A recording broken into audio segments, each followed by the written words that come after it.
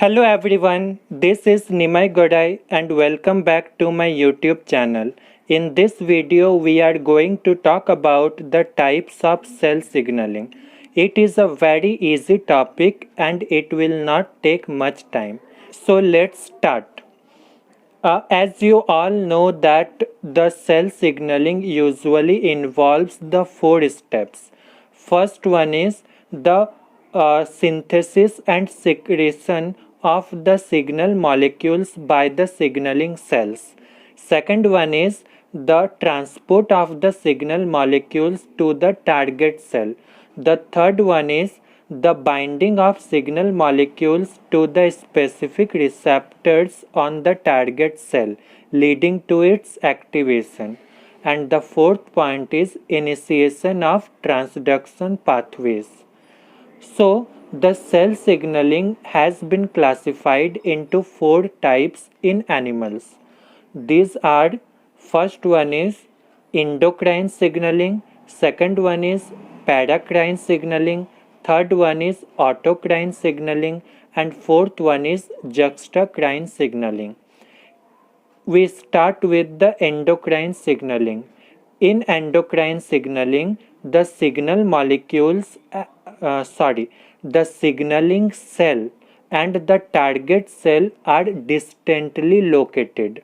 Okay, for example, the hormones secreted by the anterior pituitary may act on the organs which are distantly located. For example, gonadotrophic hormones secreted by the anterior pituitary acts on the gonads. So, it is a type of endocrine signaling where the hormones act as a signal molecule. Now we come to the paracrine signaling. In paracrine signaling, the signaling cell and the target cell are in close proximity.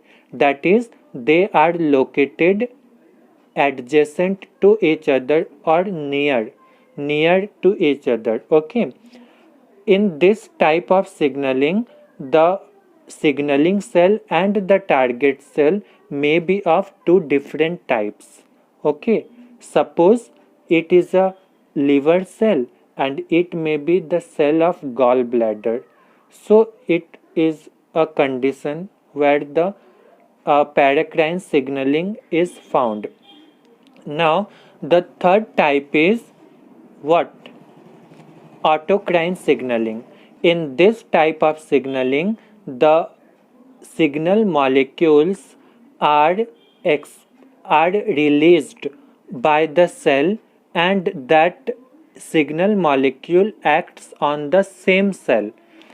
For example, the immune cells of the vertebrates, the T lymphocyte coming in contact with the antigen secretes some growth factors which act on the receptors of the same T lymphocyte, leading to the proliferation of T lymphocyte, increasing the number of T lymphocyte and thus amplifying the immune response.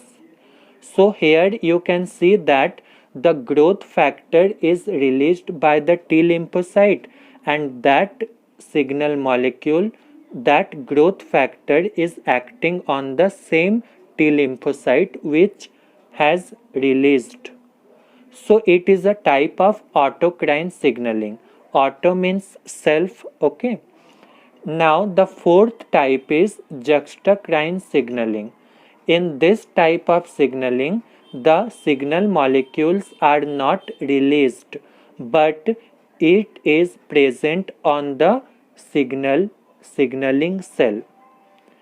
Suppose it is a signaling cell and the signal molecules are located on the cell surface. Okay, the target cell will come in contact with the signaling cell and thus it will respond to that signal molecules. So it is a contact dependent signaling. Okay, so what we have discussed in this video: first we discussed about endocrine signaling, which is a long range signaling.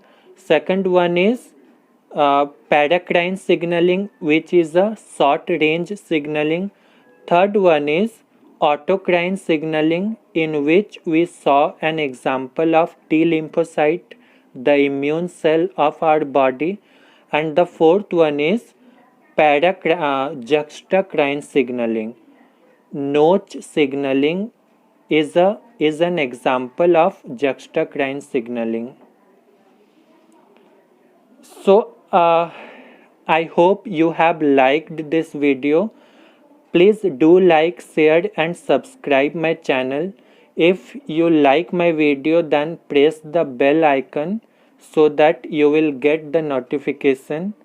And thank you for watching my video. At last, I would like to say that subscribe my channel for getting such interesting videos. Thank you. Have a great day.